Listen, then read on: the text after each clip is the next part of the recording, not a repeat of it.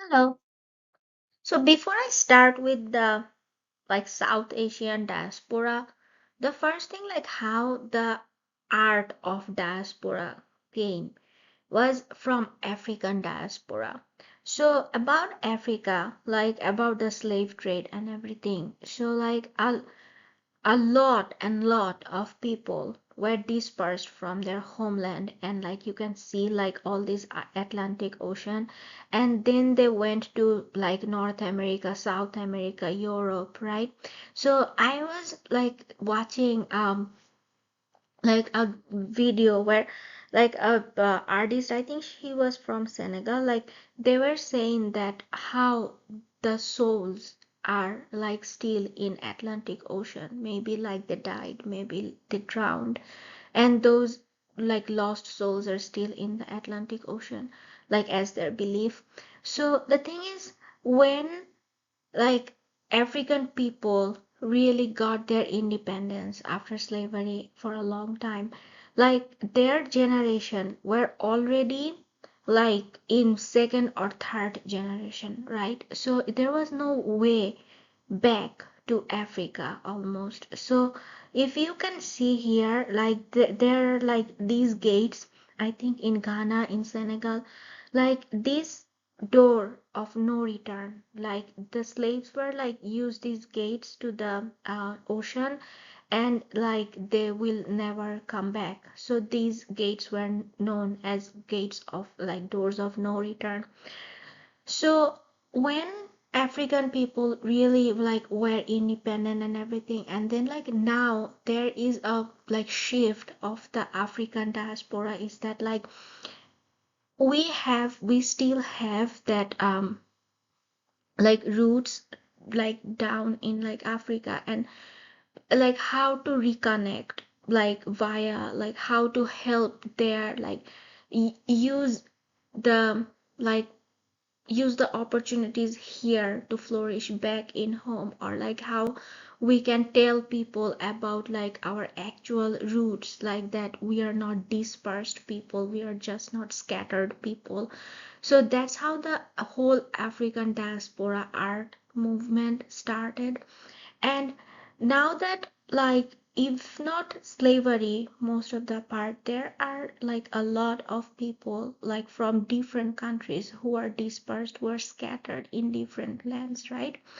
So for studies, for better opportunities, for jobs, for everything. And then a lot of times they cannot go back, they will not go back. Why don't they go back? And then what makes them stay? What? So there is a lot of discussions, but like I wanted to know more about the South Asian diaspora. Where are those artists? And I mostly wanted to know about the first generation artists, who actually grew up were in in those countries, and then they moved in other countries, in Western countries. And because what happens, there is a huge difference between the first generation immigrants and second, third generation immigrants, because for the second, third generation immigrants, their roots are from their parents, not they did not face those things, they did not the hurdles and the opportunities, everything are actually coming in from their parents, but or grandparents, but not their own lives. So I wanted to know like how this shift changed their perspective, their art. So the first person that I'm gonna talk about is Shahzia Sikander.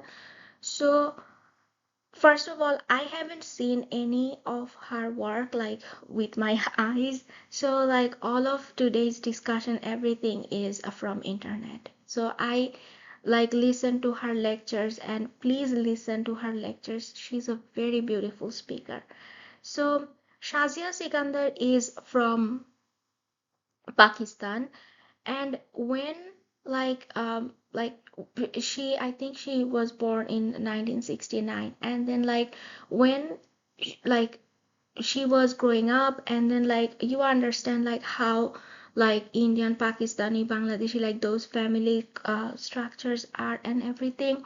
So she went to the art school to have like a voice, and then like when she wanted to do miniature art, like art, Persian miniature art, like there were like no people that actually did that, like almost like she was like, I think they had like two students in that department.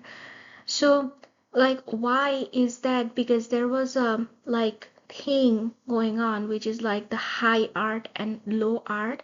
Like like even in Bangladesh I heard that like the Western art is like the high art, and then like more like the folk art or the East art is like more like a low art, like they are not enough classy. So she wanted to break that norm, but again like Persian miniature art is a very like, or the manuscript art as she tells it, like it's very rigid, it's a very like conventional, and her like advisor was also very conventional, like he was actually from like he actually learned from like actual people from the court, so like he was very conventional. His name was Bashir Ahmed. So like then she wanted to make something of her own using the like art from there. So like that rebel like that also like told a lot of like our girl story, right? So she actually like the scroll which was her work that like pretty much like it was very like it made a lot of attention in Pakistan at that time. So like if you can see like she is actually, maybe she is just like telling her own story, like this is a girl like her. And if you like look at all these like structures, I think I'll redo the Persian miniature art video soon. And like she liked the Safavid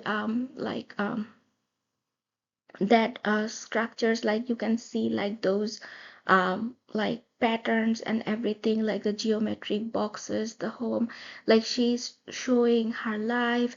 And if you know about miniature art, like it's very detailed, it's very time consuming, and she actually went to that detail that like she actually put that paper, and then like those brushes like with the squirrel hair and everything. So like you can see like from left to right about like her life, and like here you can like this is a zoomed in version from this part.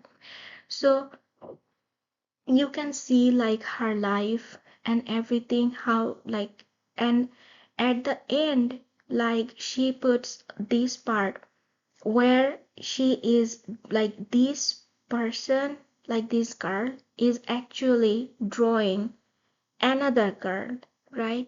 So is this like she is drawing herself, but we cannot see her face, we cannot see her like face, like so it is almost like she's trying to find herself, but she still doesn't know who she is, who she wants to become, and everything. So this was like very like rebellious act in a very like using the conventional things, and like so she like wanted to come to US, and she actually came to US for her MFA degree in Rhode Island.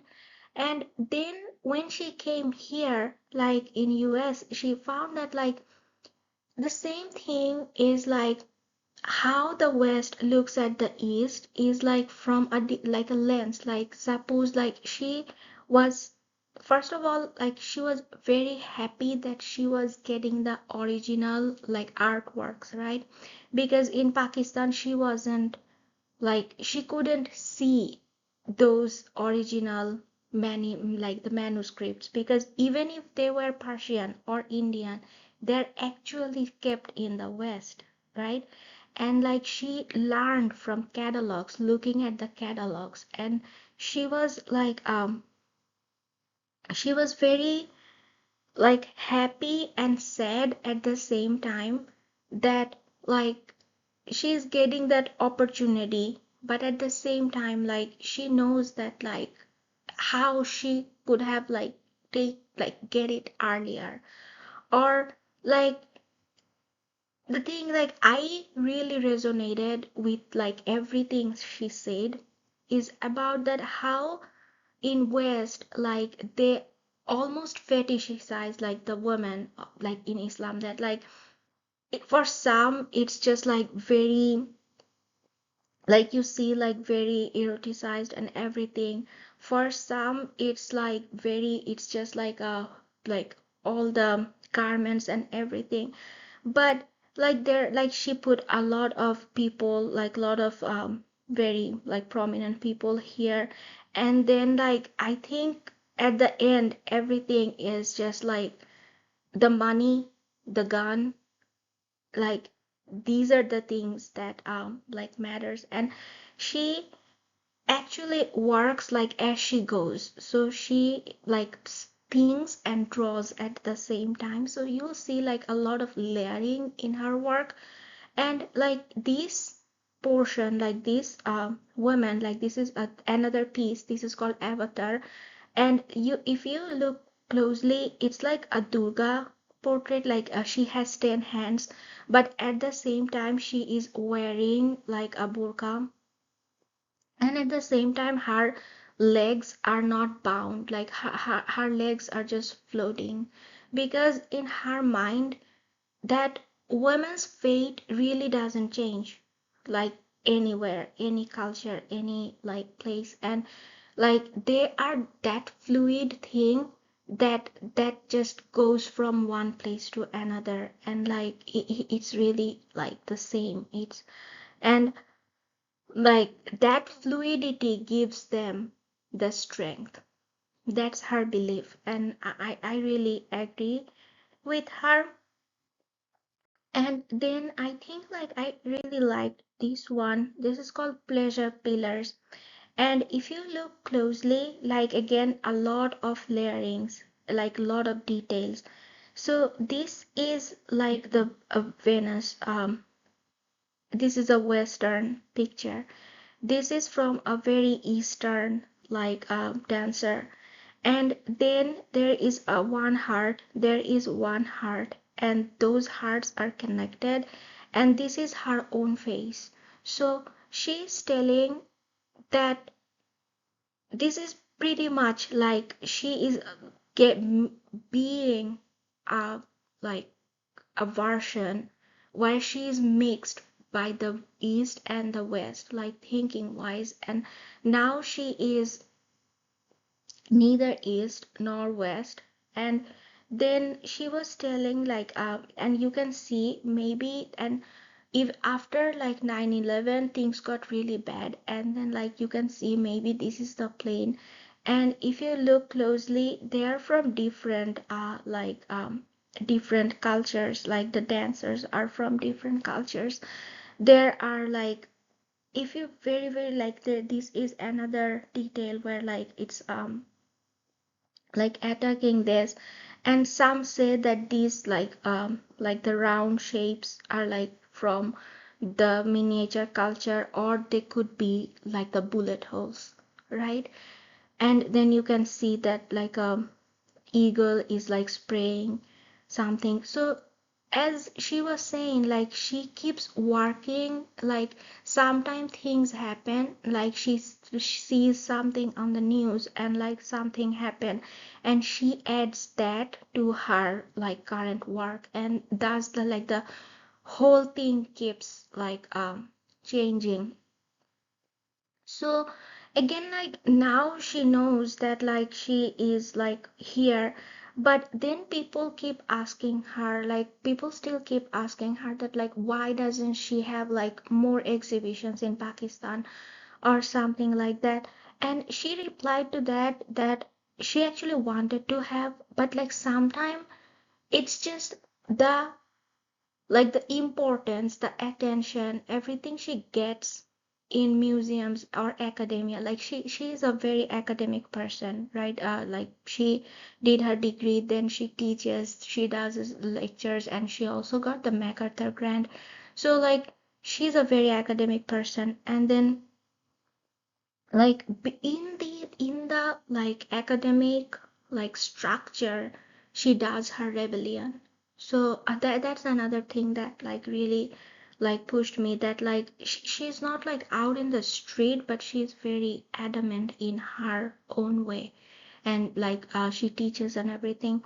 So what I liked is that like now, even if she wants, and then like how like the Pakistani art like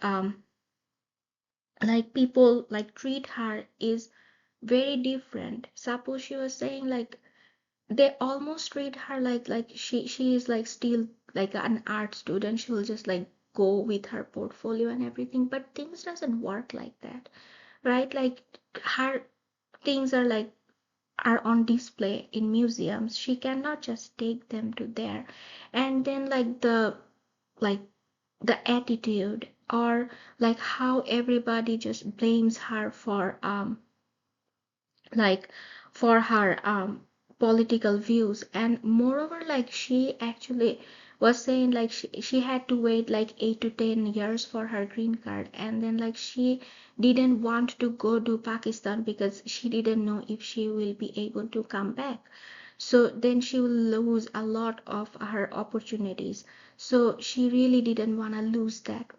So I totally understood. And also like how she was saying like that in Pakistan, how like suppose when she was doing miniature art and like nobody was doing it, and then after she put that in a contemporary lens, like people were like, oh yeah, that's a like new thing now, and there's a lot of students now, but she still doesn't get that recognition or that like prestige or honor in like in her own hometown, so like own homeland. And then like I think there was an article like the forgotten daughter.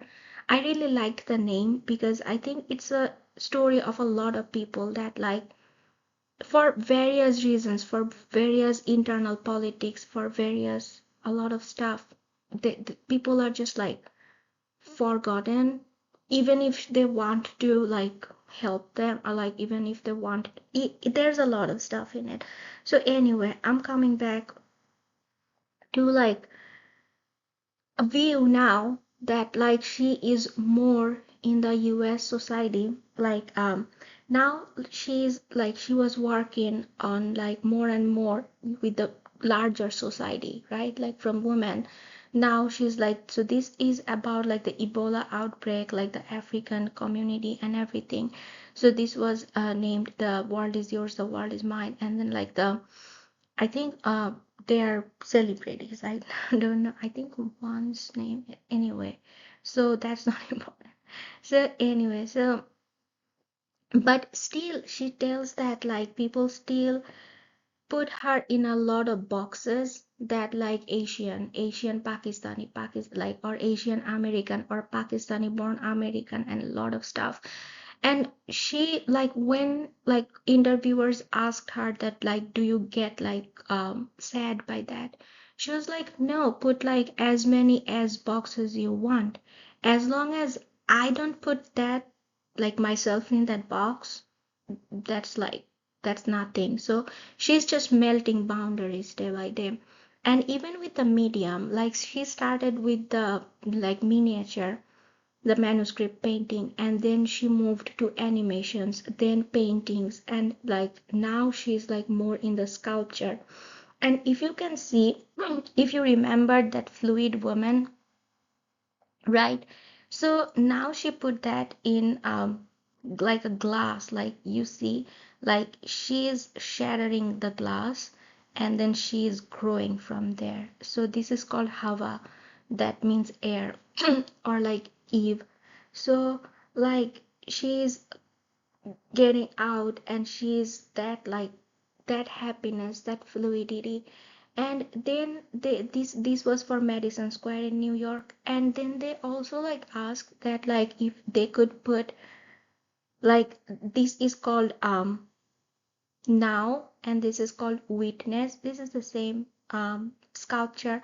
But the thing about this golden sculpture on the courthouse is that she always looked at the courthouse, and then like all of the lawmakers there, like on the top of that courthouse, are men, and all of them are that like very rigid, very structured, very like, so in this world, like she wanted to put a female figure, like a female figure who's like floating on like a petal of a like lotus, and then like she's bringing that fluidity, she's bringing that softness, or like the strength in that very rigid, and also like color wise, if you like that sad like marbles, she's suddenly a bronze, like a golden bronze, and like this really was a beautiful piece.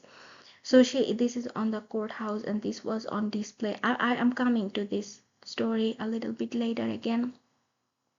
So the next person I wanted to talk about like is Sunil Gupta. So why I'm talking about two people at the same day, same time is because they are like from two different countries. Their ideology were like not the same, but the things they faced as first generation immigrants and like students and everything were almost the same. Like she really didn't know her voice, and then like she was trying to find it, and then she actually found it and like kept working on it. And about Sunil Gupta, he is an Indian photographer, and then he moved to Canada, I think in high school, and then suddenly he understood that like he found his sexuality. So he was a gay person, and then like for his whole life he like worked on that subject, and then like different version, different ideas of that subject. And like this is from New York, like he came to visit New York like with his then partner, and then he was looking at those men, and then like this is after Stonewall, when like there were some riots that gay people were coming out, and then before the AIDS epidemic. So like this is a street where gay people would meet, and then like he was mesmerized by this, that like the how gay men are actually out on the street proud and happy, which he never found in India. So I am not talking about like sexuality or like this in this video. I'm really talking about the idea of like a diasporic person, like how do they feel. So first of all, he felt very opportune, like he was like, this is my opportunity, and like I really like it. And like he was in business school first, and then he moved to photography, and then like he went to London. And then what about like, if you remember, that picture was like people were like out and out, but when he wanted to like visit India, the story was different. It was 80s. I'm not talking about now. So like one thing about like them is like now he couldn't take pictures of like people, right? And like not even like this. So he would stage people to look like this, and to like um make it a documentary style. And like even like this is called exile, and this picture had two meanings. One of course about the gay men in India, but at the same time it was that before that, in colonial period, if you look at India's architecture, there is like no Indian people in there. Or like, I'm not just talking about India, I'm talking about the whole South Asia. Like there is like, suppose that architectural thing, but there is like no native people there. Why? Because they actually took the native people out of the site and then they took the photographs. So one of these like idea was that like he put that native person in Humayun's tomb and then like then took the picture because like now we are in the picture. So like and this was a time when India was saying like that like AIDS is just an like West problem, it's not a like India problem. But he was like, if this is a disease, this is everybody's problem. So again, he was telling that it was not just the sexuality or anything he was talking about. He was talking about family. Or like suppose this is a very conventional family. This is like his family, I guess. Or like he was like portraying like his whole village, his like people and like his when he was in India at the time, because he actually went back to India to do some work, but then like again it didn't work out. So like he did like suppose this is a conventional family and at the same time like he came here, and if you see like at that time in London like it was saying like the homosexual families are not families, they're pretended families, and the like government or anybody will not fund anything from them, so for them. And then like for Sunil Gupta, he was like a activist like the whole time, like he was not like as I was saying that Shahzia Sikander was like and still is in the system, like she is like she went to the like goes to the galleries, to the exhibitions, to the lectures, to the like buy sell like those, but and her rebellion is from the inside. Sunil Gupta is on the streets the whole time. So like although like he got his like PhD and everything and he taught a little bit, but he is like out and out in the streets. So like he is working in that way. Like both, so why I'm saying this is both are like diasporic and both are trying to find their identities in different ways, and they are sometimes finding it and sometimes losing it.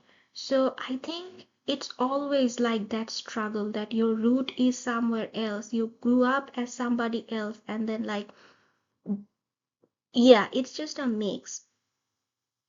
And then like this was a like image, like how like he had a series like how biracial like people from different races like they have their relationship and everything, but at the same time like the government was saying that it's a pretended family.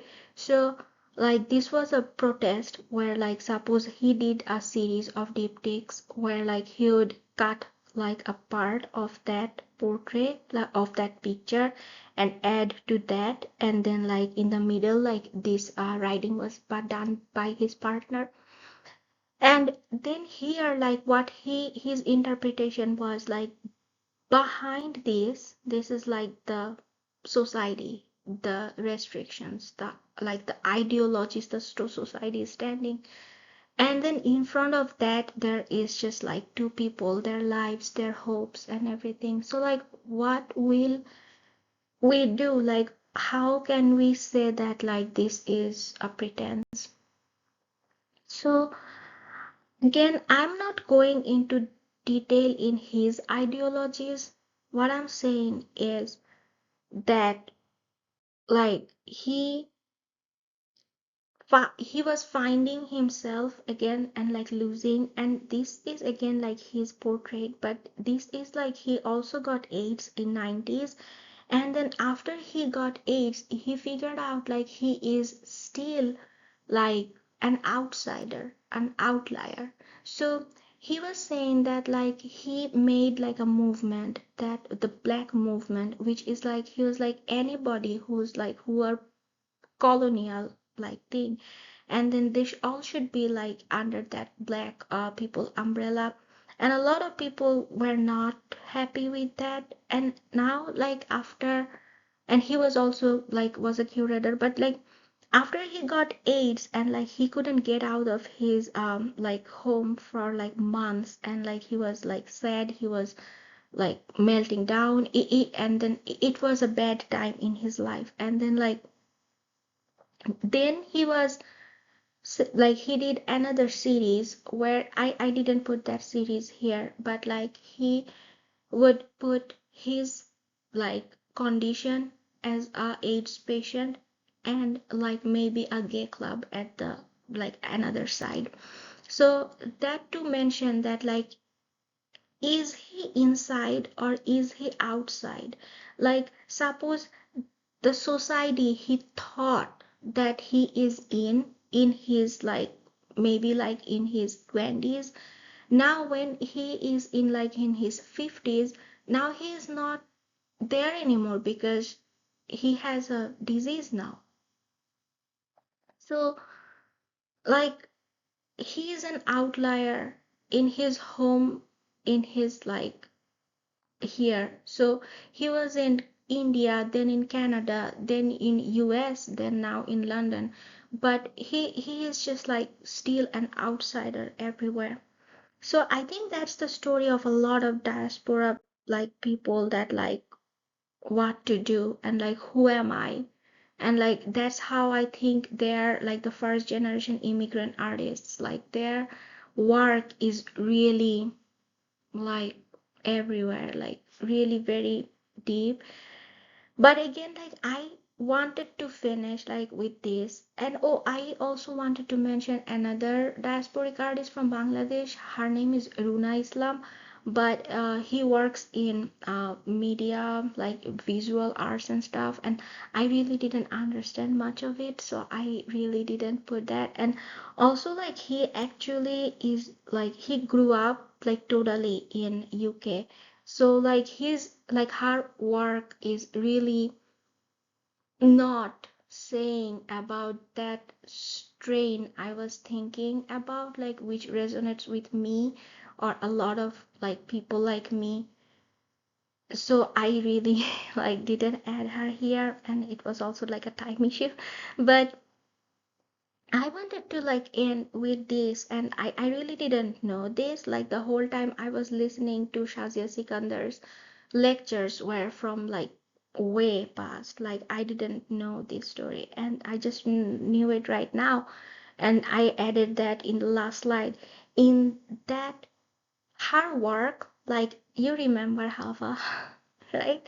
So this was shown in Houston, Texas, University of Texas, Houston, and then like in there, like people were protesting that this picture, like this sculpture, is satanic. I had no clue if somebody how could they like get that interpretation from here.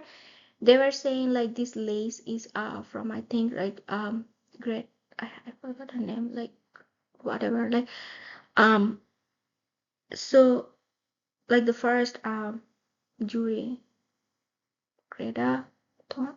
Okay, anyway, so from her, and then like they were saying like these or like especially these, like they are actually aborted, like abortion people. I don't know, like their interpretation was just so weird that I don't know, but they started protesting against this, and then the university actually stopped the like projection. Like they also had a video exhibition, but like they stopped that.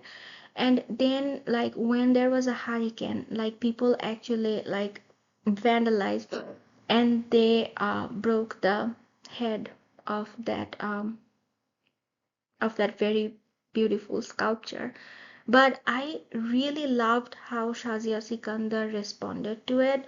She said like she will not repairing this like sculpture, because I totally understood everything she said, because like I actually saw the documentary of its making, like when they made the sculpture, and she was actually showing that like her thought, her primary drawing, And also she was showing, you see, like these, they're actually mosaics, like little pieces of glass. And like she was like hand picking each of these. I remember, like, I actually saw that documentary that like she was hand picking each of these and she was putting each of these, and then suddenly, like, you break the head of that piece. I really like, so why I put that at the end is because the problems are same. Like, suppose she moved all the way from Pakistan to here, but look at like the hatred toward arts, the hatred towards people's idea is the same pretty much everywhere, right? Like, so, like the, like, suppose I am not with Sunil Gupta in his a lot, like in a lot of his ideologies, right? But I'm not like blaming her, him, or like, so yeah, I really, I will never understand, but like, yeah, people do very weird interpretations of art, and they actually work upon it and like do this hateful work. And so yeah, and then like the university didn't do anything. She refused to like put repair this, and she wanted it to exhibit just like this, and I really loved her stand. And then I think after this Houston show, it's in San Francisco now, or like the time I got the news. So yeah, this is it, I guess. And then like so yeah, I think like there is a lot of tension, hopes, and I think like a lot of frustrations, a lot of like strains in a diasporic artist's life, because like every time you're thinking I am getting that opportunity and I have to give back, but again like a lot of time you are like not being able to give it back. I don't know, but anyway, I just loved to like learn more, like learn. I learned about them for the first time. So like I actually looked at like a lot of people and then I chose them too, and then I dug deep, and I really loved their work, and I'm like I really want to like look at their work like closely. So bye.